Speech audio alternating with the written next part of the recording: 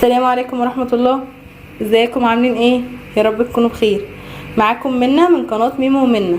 النهاردة معانا وصفة جديدة واكلة جديدة باذن الله. معانا وصفة في الاكلة دي بالذات الواحد ما يقدرش يستغنى عنها ابدا. النهاردة معانا تتبيلة السمك، معانا سمك مكرونة ما شاء الله، حاجة كده جميلة زي ما انتم شايفين.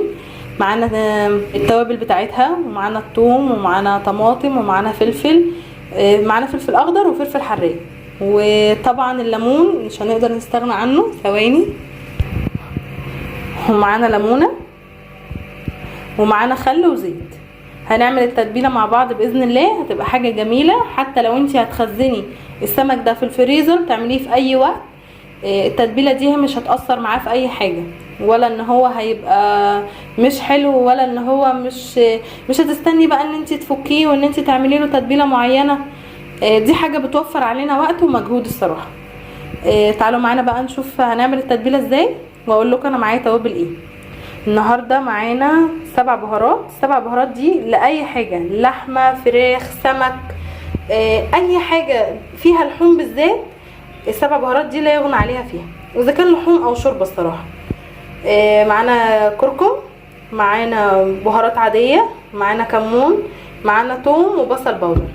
وطبعا ما نقدرش نستغنى عن الثوم الفريش، ومعانا خل، ومعانا زيت، معانا طماطم، معانا ليمون زي ما قلنا، ومعانا فلفل اخضر، ومعانا فلفل حراق. والسمك بتاعنا ده كيلو سمك. السمك ده اسمه سمك مكرونه. تعالوا بقى نعمل التتبيله مع بعض. كده معانا الكبه، هنحط فيها الثوم، شويه ثوم حلوين يعني، عليها البهارات كلها. طبعا احنا كده مش هننسى الملح، هنحط شويه ملح كويسين بس مش كتير، يعني حوالي معلقه صغيره ملح.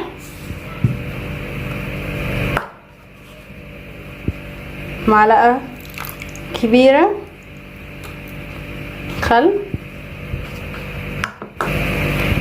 معلقه كبيره زيت.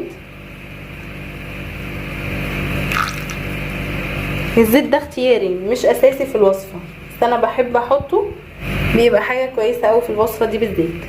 هنحط الفلفل، هنحط الطماطم،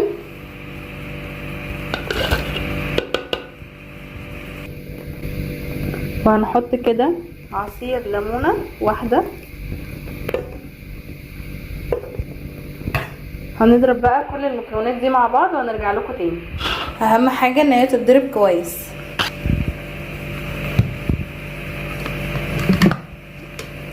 كده ده شكل التتبيله. هنحطها بقى على السمك. كده بقى نحط التتبيله على السمك.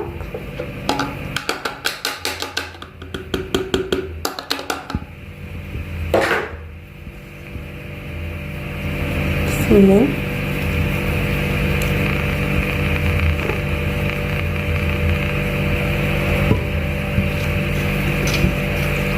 هنقلب كويس.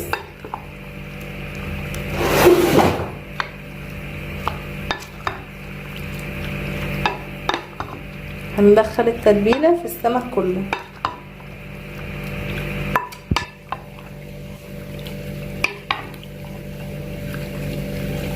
التتبيله بقى دي بتتساب في التلاجة لحد ما بتيجي تقلي السمك عادي. عايزه تشيل السمك كده في الفريزر، شيليه، ما بيجرالهاش حاجه ولا بتعمل حاجه في السمك، بالعكس ده هي السمك بيشرب منها، بالذات في الخل والليمون، كمون، التوابل بتاعتها. ده الشكل بتاعنا بتاع السمك. هنشيله في التلاجة بقى لحد وقت الاستخدام. استخدمته النهارده، استخدمته في اي وقت، شيلته في الفريزر، مش هتخسر معايا في اي حاجه. وكده الفيديو بتاعنا خلص. اشوفكم على خير في فيديو جديد. مع السلامه.